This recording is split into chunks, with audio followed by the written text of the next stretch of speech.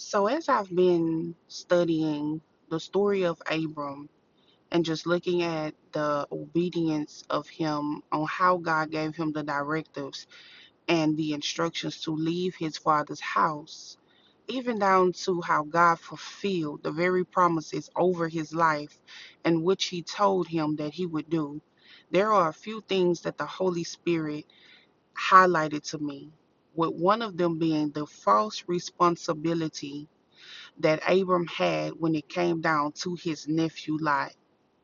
We know that he brought him along with him on this journey, and it caused conflict, it caused strife, down to the very point of separation. But even in separation, we see where Abram found it in his heart to look out for Lot. I want to read something to you. It'll be found over in Genesis, the 13th chapter. We're going to start at verse 9 and end at verse 12. It says, "Is this not the whole land before you?" This is Abram talking to Lot. "Please separate from me. If you take the left, then I will go to the right. Or if you go to the right, then I will go to the left."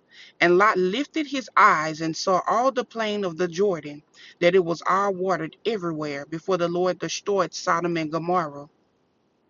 Like the garden of the Lord, like the land of Egypt, as you go towards Zoar. Then Lot chose for himself all the plain of Jordan, and Lot journeyed east, and they separated from each other. Abram dwelt in the land of Canaan, and Lot dwelt in the cities of the plain, and pitched his tent even far as Sodom. Now we see that even though separation was mandatory and had to take place, that Abram made sure that Lot split the land and went his way to be taken care of and established. God has sent me on here today because there's so many of you that God has called you to leave a place, and God says that you have been disobedient because of the false responsibility of parents, adult children, my God, siblings.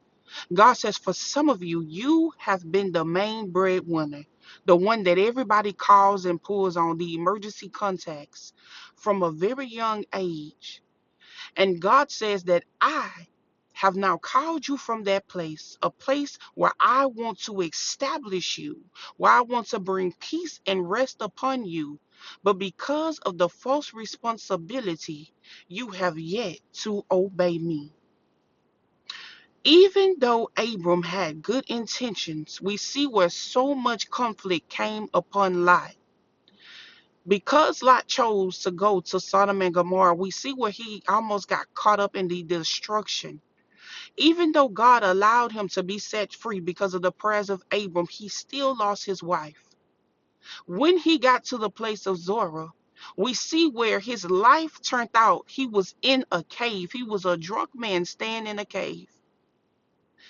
Because Abram journeyed him along with him, this caused a lot, a lot of damage to Lot's life. God is saying to let go. They are no longer your responsibility. You, with the sense of false responsibility, you're holding yourself back. God has called some of you to go to different cities, different states. Even some of you, God has called you to go to a different country. Your spouse is there. You're asking God, God, I want to get married. Your spouse isn't in the city or the state where you are located.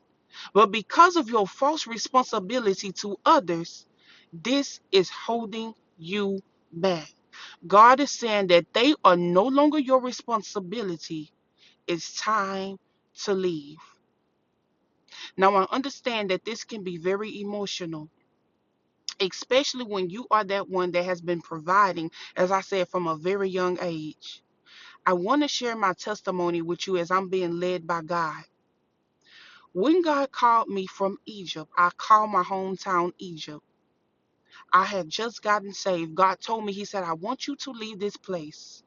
I didn't know where I was going. I only knew the area, but I didn't know the specific city.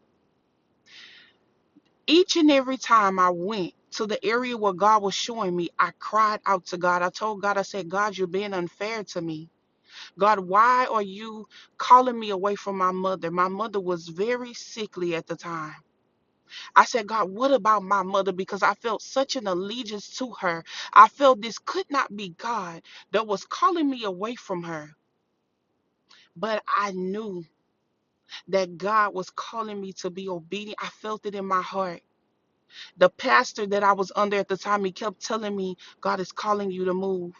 God is calling you to go. I knew that my walk with God depended on it. So when God brought me to my wilderness and I found the place where he was bringing me, I was obedient.